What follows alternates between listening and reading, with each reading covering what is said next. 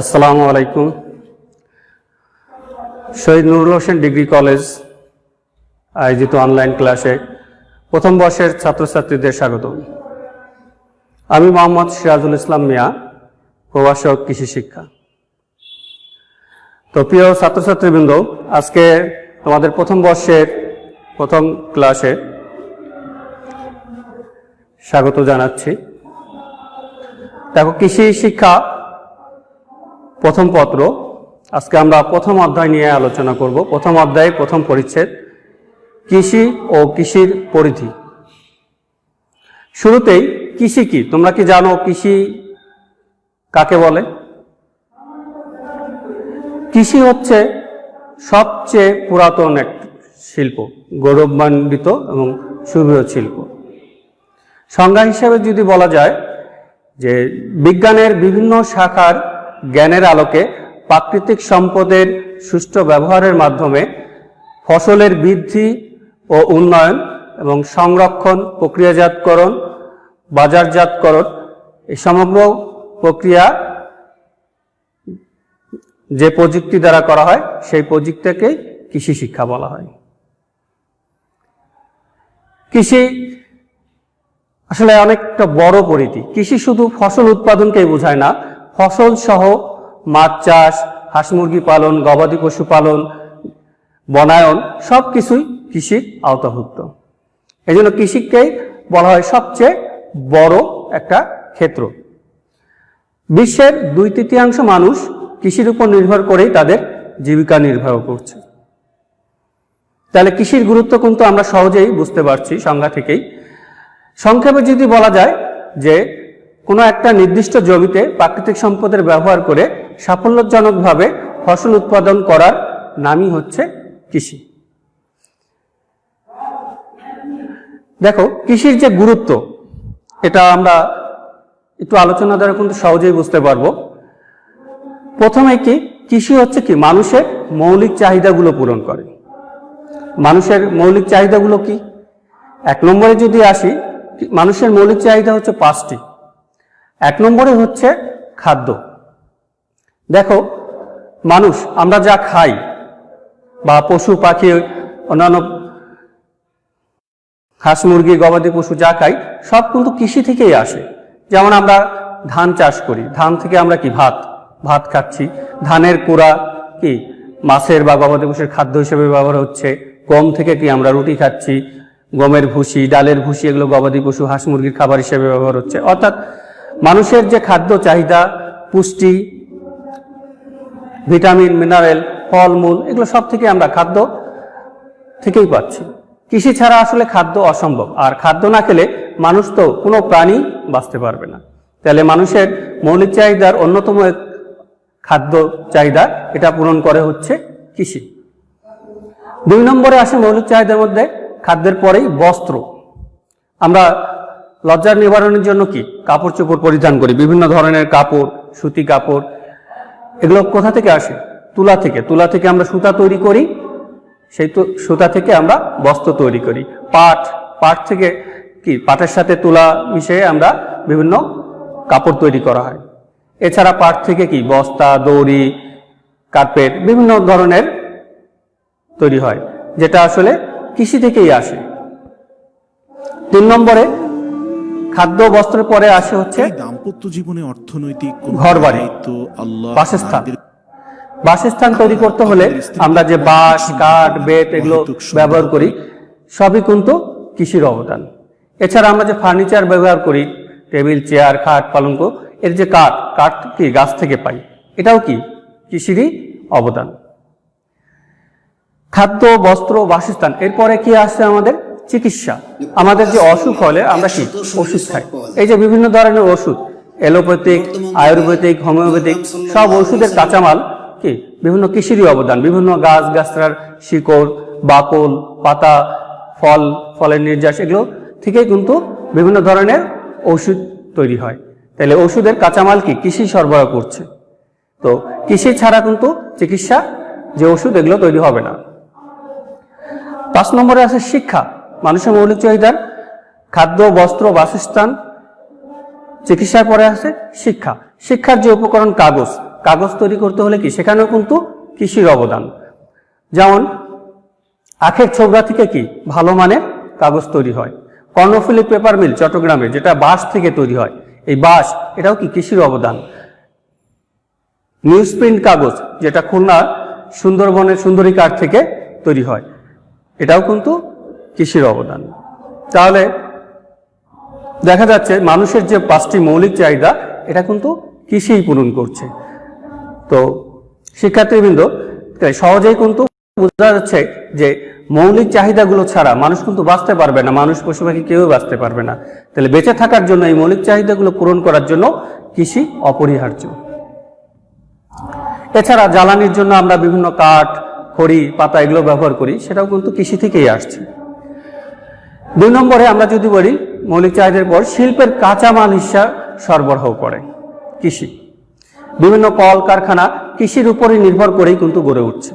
যেমন চিনি শিল্প, সুগার মিল, এটা তৈরি করছে কি যে অঞ্চলে আখ বেশি তৈরি, আখের উপর আখ থেকে কি চিনি তৈরি হচ্ছে, গুড় তৈরি হচ্ছে, এই শিল্পটা, চিনি শিল্পটা কিন্তু কৃষির উপর নির্ভর করছে।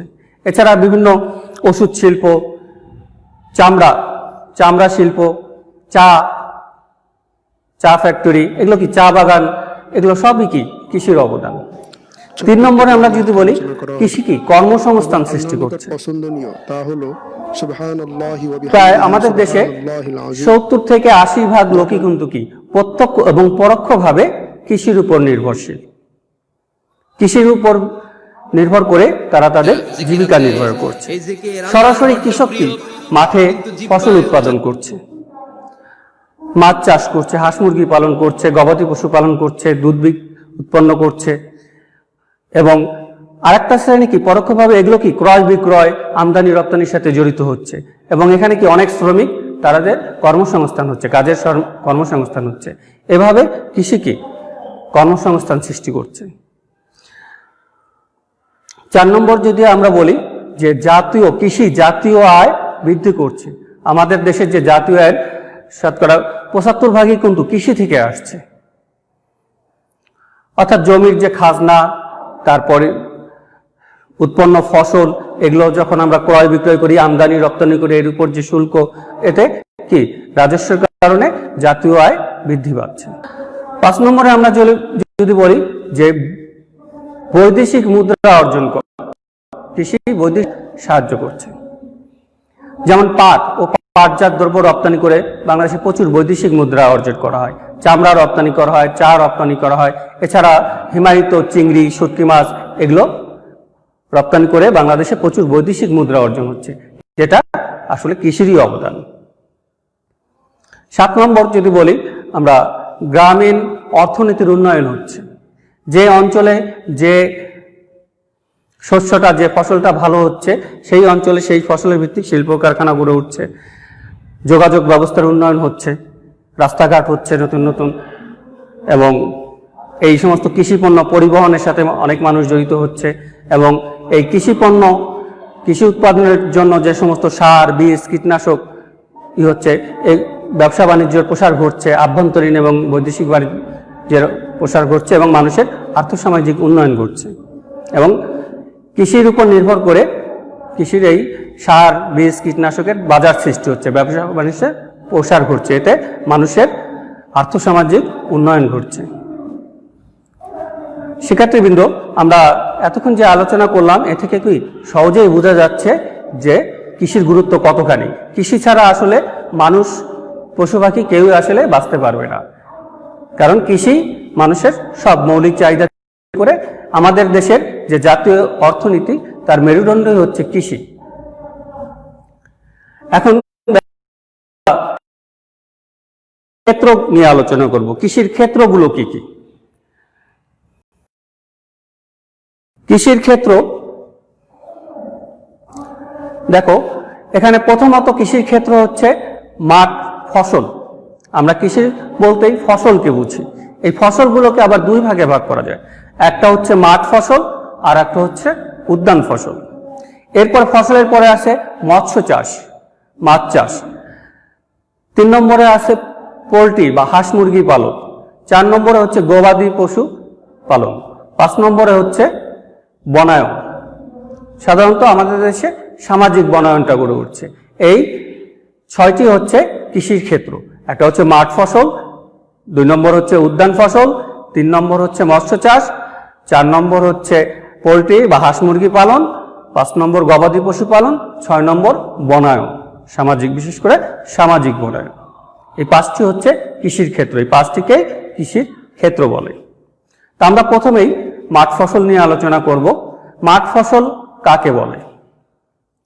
মাঠ ফসল কাকে বলে? সাধারণত যে সমস্ত ফসলের খাদ্য এবং আর্থিক উপযোগিতা আছে এবং উঁচু নিচু ব্যাপক পরিসরে সমষ্টিগত পরিচর্যার মাধ্যমে চাষাবাদ করা হয় তাকে মাঠ ফসল বলে। যেমন ধান, গম, পাট, সরিষা, ডাল, আখ, চা, এগুলো হচ্ছে মাঠ ফসল। মাঠ ফসলে তাহলে বৈশিষ্ট্য কি? বৈশিষ্ট্যগুলো হচ্ছে, প্রথমত কি, মাঠ ফসল হচ্ছে সাধারণত বীজ ছিটিয়ে, একসাথে বীজ ছিটিয়ে বা বপন করে চাষাবাদ করা হয়। 2 নম্বর হচ্ছে সমষ্টিগত পরিচর্যা করা হয়, অর্থাৎ একসাথে বপন, একসাথে সার দেওয়া, একসাথে নিড়ানি, একসাথে সেচ দেওয়া এবং একসাথে কাটা হয় এবং মাড়াই ছাড়াই করা হয়। 3 নম্বর হচ্ছে মাঠ ফসলের ক্ষেত্রে চারিদিকে কোনো বেড়া দিতে হয় না। কোনো বেড়া না দিয়ে আমরা ব্যাপক পরিসরে উঁচু নিচু বিভিন্ন বিস্তীর্ণ এলাকায় চাষাবাদ করি, মাঠের পর মাঠ। 4 নম্বর হচ্ছে মাঠ ফসল কি করা হয়? একসাথে পরিপক্ক হয় এবং একসাথেই সংগ্রহ করতে হয়, কর্তন করতে হয়। 5 নম্বর হচ্ছে মাঠ ফসল কি, মাড়াই ঝাড়াই করে শুকিয়ে প্রক্রিয়াজাত করে তারপর পরবর্তীতে ব্যবহার করা হয়।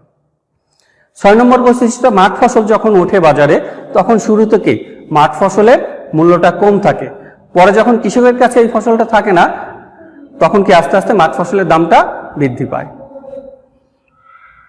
7 নম্বর কি, মাঠ ফসলের হচ্ছে আমরা প্রক্রিয়াজাত করে ব্যবহার করি, কাঁচা অবস্থায় ব্যবহার করি না, শুকিয়ে ব্যবহার করি। এগুলো হচ্ছে মাঠ ফসলের বৈশিষ্ট্য। এখন মাঠ ফসলের কিছু প্রকারভেদ আছে। মাঠ ফসলকে আমরা সাধারণত বেশ কিছু ভাগে ভাগ করি। এর মধ্যে 1 নম্বর হচ্ছে দানা শস্য। দানা শস্য কাকে বলে? যে ফসলগুলো আমরা খাদ্যের জন্য, যে ফসলের বীজগুলো উৎপাদন করি, বীজ উৎপাদনের জন্য, খাদ্য হিসাবে বীজ উৎপাদনের জন্য যে ফসলগুলো আমরা উৎপাদন করি সেগুলোকে মাঠ ফসল বলে। যেমন ধান, গম, ভুট্টা, চীনা, কাউন ইত্যাদি। তো মাঠ ফসলের মধ্যে আমাদের দেশে সবচেয়ে বেশি চাষ হয় ধান। শতকরা 70% জমিতে আমাদের যে ফসল, তার মধ্যে 70% জমিতে মাঠ ফসল হয়, আর এই মাঠ ফসলের 70% জমিতে ধান চাষ হয়। ধান আমাদের প্রধান দানা শস্য, দানা যেটা আমরা খাদ্য হিসাবে ব্যবহার করি। 2 নম্বরে আসে হচ্ছে গম। গম কি পৃথিবীতে 1 নম্বর, কিন্তু আমাদের দেশে গম হচ্ছে 2 নম্বর। গম থেকে আমরা কি আটা করে রুটি, পরোটা, কেক, বিস্কিট, অনেক ধরনের বিভিন্ন খাবার তৈরি করি। 3 নম্বরে আছে ভুট্টা। ভুট্টা সাধারণত আমরা কি গবাদি পশুর খাদ্য হিসেবে ব্যবহার করি, মাছের খাদ্য হিসেবে ফিড মিলে ব্যবহার করা হয়। বর্তমানে কি দিন দিন ভুট্টার চাহিদা বৃদ্ধি পাচ্ছে। এরপরে 2 নম্বর আছে তেল জাতীয় বীজ। তেল জাতীয় বীজ অর্থাৎ যে শস্যগুলোর বীজ থেকে আমরা তেল পাই সেগুলোকে তেল জাতীয় শস্য বলে। তেল জাতীয় শস্যের মধ্যে 1 নম্বরে আমাদের দেশে আছে সরিষা। আমরা সাধারণত সরিষার বীজ ভাঙিয়ে আমরা সরিষার তেল ব্যবহার করি। তবে বিশ্বে সোয়াবিন হচ্ছে 1 নম্বর তেল বীজ হিসাবে ব্যবহার হয়, কিন্তু আমাদের দেশে সোয়াবিন চাষের অত প্রচলন নেই। এছাড়া আমরা কি তিল, তিসি, চীনাবাদাম, নারিকেল, এগুলো সব তেল বীজ হিসাবে ব্যবহার করা হয়। আমরা তেল বীজ থেকে তেল ব্যবহার করে সাধারণত 40 থেকে 45% তেল থাকে এই সমস্ত তেল বীজে, তেলটা ব্যবহার করি। আর যে খোলটা থাকে সেটাকে আমরা জমিতে সার হিসেবে ব্যবহার করি, বা গবাদি পশু, হাঁস মুরগি বা মাছের খাদ্য হিসেবে এই খোলটা ব্যবহার করি। 3 নম্বরে হচ্ছে চিনি জাতীয় খাদ্য। সাধারণত আমরা আখ এবং সুগার বিট, খেজুর, তালের রস, খেজুরের রস, এগুলো থেকে আমরা সাধারণত চিনি বা গুড় উৎপন্ন করি। বিশ্ব খাদ্য সংস্থা খাদ্য ও কৃষি সংস্থার মতে, ফাওয়ের মতে, একটা সুস্থ মানুষের দৈনিক 17 কেজি চিনি দরকার, কিন্তু আমরা মাত্র 6 কেজি চিনি ব্যবহার করি। তো আমাদের দেশে আখ চাষ হয় সাধারণত, খেজুর, বিভিন্ন জায়গায় খেজুরের চাষ হয়, তো কিছুটা আমাদের আমদানি করতে হয়। এরপরে আছে আঁশ জাতীয় ফসল, মাঠ ফসল। আঁশ জাতীয় ফসলের মধ্যে আছে তুলা, শনপাট, পাট, এগুলো থেকে কি আমরা সুতা পাই, বিভিন্ন আঁশ পাই, যা থেকে বিভিন্ন বস্ত্র, কাপড় এগুলো তৈরি হয়। আখ 5 নম্বর হচ্ছে আমাদের হচ্ছে নেশা জাতীয় ফসল, যেমন তামাক, আফিম, চা, কফি, এগুলো নেশা জাতীয়, যেটা আমরা পানীয় হিসেবে ব্যবহার করি। তবে আফিম এগুলো ক্ষতিকর, তবে আমরা সাধারণত চা, কফি এটা প্রতিনিয়তই ব্যবহার করি। এরপর হচ্ছে ফডার বা গোখাদ্য, যেমন গোখাদ্য হিসাবে বিভিন্ন ধরনের ঘাস, নেপিয়ার, প্যারা, জার্মান, এই জাতীয় ইপিলিপিল, এই ঘাসগুলো তৈরি করা, উৎপাদন করা হয়, যেটা গোখাদ্য হিসাবে ব্যবহার হয়। এভাবে আসলে বিভিন্ন ধরনের মাঠ ফসল আছে। এখন আমরা বলবো উদ্যান ফসল। উদ্যান ফসল কাকে বলে? যখন কোনো উঁচু জমিতে, বন্যামুক্ত উঁচু জমি বা মাঝারি উঁচু জমিতে সীমিত পরিসরে অল্প সংখ্যক ফসল, যে ফসলগুলোকে এককভাবে নিবিড় যত্নের সাথে চাষাবাদ করা হয়, সেটাকে বলা হয় উদ্যান ফসল। যেমন বিভিন্ন ধরনের ফুল, ফল, আম, জাম, কাঁঠাল, ফুলের মধ্যে আছে গোলাপ, বেলি, জুঁই, জবা, রজনীগন্ধা, এগুলো সব উদ্যান ফসল। এছাড়া বিভিন্ন ধরনের শাক, সবজি এবং মশলা জাতীয় ফসল, এগুলো হচ্ছে উদ্যান ফসল। উদ্যান ফসল সাধারণত বাড়ির আশেপাশে উঁচু জায়গায়, যেখানে বন্যার পানি ওঠে না, সেখানে উদ্যান ফসল চাষ করা হয় এবং সীমিত পরিসরে কৃষক তার নিজের প্রয়োজনে চাষাবাদ করে এবং বাড়তিটা বিক্রি করে। তবে এখন বাণিজ্যিকভাবে উদ্যান ফসল মাঠেও চাষ হচ্ছে, বিভিন্ন জায়গায় মাচা দিয়ে চাল কুমড়া, মিষ্টি কুমড়া, ঝিঙে, বিভিন্ন ধরনের সবজি এবং ফুল চাষ এখন খুবই লাভজনক। ফুল চাষ করে অনেক শিক্ষিত যুবক লাভবান হচ্ছে। ফুল বিদেশে রপ্তানি করে প্রচুর বৈদেশিক মুদ্রা। মাঠ ফসলের চেয়ে উদ্যান ফসলে লাভবান বেশি। মাঠ ফসলের এখন কিছু বৈশিষ্ট্য বলছি। 1 নম্বর হচ্ছে মাঠ ফসল কি? সীমিত পরিসরে নিবিড় যত্নের সাথে, একক যত্নের সাথে চাষাবাদ করা হয়। 2 নম্বর হচ্ছে উদ্যান ফসল চাষ করতে হলে প্রয়োজনে বেড়া দিতে হয় এবং প্রয়োজনে খুঁটি ব্যবহার করতে হয়, গাছের সাথে খুঁটি ব্যবহার করতে হয়। 3 নম্বর হচ্ছে মাঠ ফসল চাষ করতে হলে আলাদা আলাদাভাবে গর্ত করতে হয়, গর্ত করে লাগাইতে হয়। 4 নম্বর হচ্ছে মাঠ ফসল একসাথে পরিপক্ক হয় না, ধাপে ধাপে পরিপক্ক হয় এবং ধাপে ধাপে সংগ্রহ করতে হয়। মাঠ ফসল বহুবর্ষজীবী, অর্থাৎ একবার লাগাইলে অনেক দিন তার ফল পাওয়া যায়। যেমন আম, জাম, কাঁঠাল, নারিকেল, পেয়ারা, লিচু, লেবু, পেঁপে, এগুলো সবই মাঠ ফসলের উদাহরণ। তবে কিছু কিছু মশলা জাতীয় ফসল আছে যেটা 1 বর্ষজীবী। এছাড়া মাঠ ফসল কি? যখন কাঁচা অবস্থায় ব্যবহার করতে হয়, এটা প্রক্রিয়াজাত করতে হয় না। উদ্যান ফসল, মাঠ ফসল যেমন প্রক্রিয়াজাত করে ব্যবহার করতে হয়, উদ্যান ফসল তোলার পর কাঁচা অবস্থায়, টাটকা অবস্থায় ব্যবহার করতে হয়। এবং 7 নম্বর হচ্ছে মাঠ ফসল যখন ওঠে, প্রথমে কি মাঠ ফসলের দামটা বেশি থাকে, মূল্যটা বেশি থাকে, পরে আস্তে আস্তে কমতে থাকে। যেমন প্রথম যখন যে সবজিটা ওঠে, পটল, ঢেঁড়স, ঝিঙে, শশা, এগুলো কি প্রথমে খুব দাম থাকে, পরে আস্তে আস্তে কমতে থাকে। উদ্যান ফসল চাষ করতে কি প্রাথমিক খরচটা বেশি, লাভও বেশি, মাঠ ফসলের চেয়ে লাভবান বেশি হয় এবং একবার লাগাইলে বেশ কিছু বছর এটা সংগ্রহ করা যায়, ধাপে ধাপে সংগ্রহ করা যায় বলে এর খরচ আস্তে আস্তে কমে আসে এবং লাভের পরিমাণ বাড়তে থাকে। উদ্যান ফসল মাঠ ফসলের মতো উদ্যান ফসলের কিছু ভাগ আছে, যেমন ফুল জাতীয় ফসল বলতে আমরা গোলাপ ফুল, গাঁদা ফুল, রজনীগন্ধা, গ্লাডিওলাস, বিভিন্ন সিজনাল ফুল এবং বাৎসরিক ফুল, এগুলোকে আমরা বুঝি। আর 2 নম্বর হচ্ছে ফল জাতীয়, বিভিন্ন ধরনের ফল, আম, জাম, কাঁঠাল, নারিকেল, আপেল, কমলা, এগুলো সবই উদ্যান জাতীয় ফসলের মধ্যে পড়ছে। 3 নম্বর হচ্ছে সবজি। সবজি জাতীয় ফসলের মধ্যে কিছু আছে গ্রীষ্মকালীন, কিছু আছে শীতকালীন, লাউ, কুমড়া, ঝিঙে, পটল, বিভিন্ন ধরনের সবজি। তারপর হচ্ছে মশলা জাতীয় ফসল। মশলা জাতীয় ফসলের মধ্যে আছে পেঁয়াজ, রসুন, আদা, হলুদ, ধনিয়া, তেজপাতা, এগুলো সবই উদ্যান ফসলের অন্তর্ভুক্ত। উদ্যান ফসল এবং মাঠ ফসলের মধ্যে তাহলে পার্থক্য কি? আমরা এতক্ষণ যে আলোচনা করলাম উদ্যান ফসল এবং মাঠ ফসলের মধ্যে পার্থক্যটা তাহলে এখন সহজেই বুঝতে পারবো। দেখো, মাঠ ফসল হচ্ছে কি ব্যাপক পরিসরে চাষাবাদ করা হয় এবং সমষ্টিগতভাবে পরিচর্যা করা হয়, আর উদ্যান ফসল হচ্ছে স্বল্প পরিসরে চাষ করা হয় এবং এককভাবে নিবিড় যত্ন করতে হয়। এটা হচ্ছে মাঠ ফসল এবং উদ্যান ফসলের মধ্যে প্রধান পার্থক্য। 2 নম্বরে আমরা যদি আসি, মাঠ ফসলে বেড়া দিতে হয় না কখনো, উদ্যান ফসলে কি কখনো কখনো বেড়া দিতে হয় বা খুঁটিও দিতে হয়। 3 নম্বরে কি মাঠ ফসলে আলাদাভাবে গর্ত করতে হয় না, কিন্তু উদ্যান ফসলে কি আলাদাভাবে এককভাবে গর্ত করে করে লাগাইতে হয়। 4 নম্বরে যদি আসি, মাঠ ফসল কি একসাথে পরিপক্ক হয় এবং একসাথে সংগ্রহ করতে হয়, কিন্তু বেশিরভাগ উদ্যান ফসল কি ধাপে ধাপে পরিপক্ক হয় এবং ধাপে ধাপে সংগ্রহ করতে হয়। যেমন একটা গাছে আম, একবারে সব আম কিন্তু পারে, যে আমগুলো বাতি হয়েছে বা পাকছে সে আমগুলো আগে পারতে হয়, পরে যেগুলো আসে সেগুলো পরে। পেয়ারা, লেবু, এগুলো সিমিলারলি একইভাবে ধাপে ধাপে, পেঁপে, সব ধাপে ধাপে সংগ্রহ করতে হয়।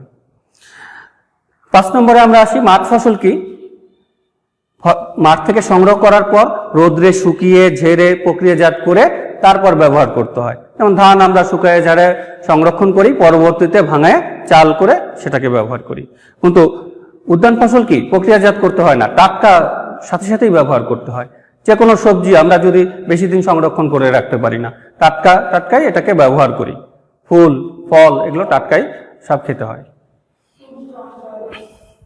6 নম্বর যদি আসি, মৌসুমের শুরুতে কি মাঠ ফসলের মূল্যটা কম থাকে, কিন্তু উদ্যান ফসল মৌসুমের শুরুতেই যখন নতুন কোনো একটা সবজি বা ফল ওঠে বাজারে, সেটার দামটা খুব বেশি থাকে, পরবর্তীতে আস্তে আস্তে উদ্যান ফসলের দামটা কমতে থাকে। আর মাঠ ফসলটা শুরুতে কম থাকে, কিন্তু যখন আস্তে আস্তে পরবর্তীতে মাঠ ফসলের দামটা বাড়তে থাকে। 7 নম্বরে যদি আসি, মাঠ ফসল ব্যাপকভাবে চাষ করতে হয়, এটার উৎপাদন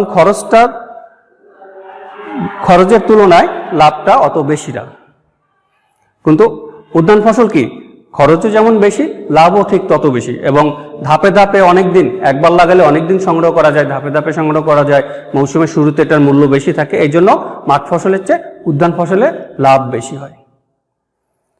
তো দেখো শিক্ষার্থী বৃন্দ, আজকে আমরা যে ক্লাসটুকু করলাম আমাদের প্রথম বর্ষের কৃষি শিক্ষা প্রথম পত্রের প্রথম অধ্যায়ের প্রথম পরিচ্ছেদ কৃষি ও কৃষির পরিধি, এই আলোচনা আমরা প্রথমে দেখলাম কি কৃষি কাকে বলে, কৃষির গুরুত্ব কি, তারপরে কৃষির ক্ষেত্রগুলো কি কি, এবং এখান থেকে কৃষির ক্ষেত্র হচ্ছে 6টি। একটা হচ্ছে মাঠ ফসল,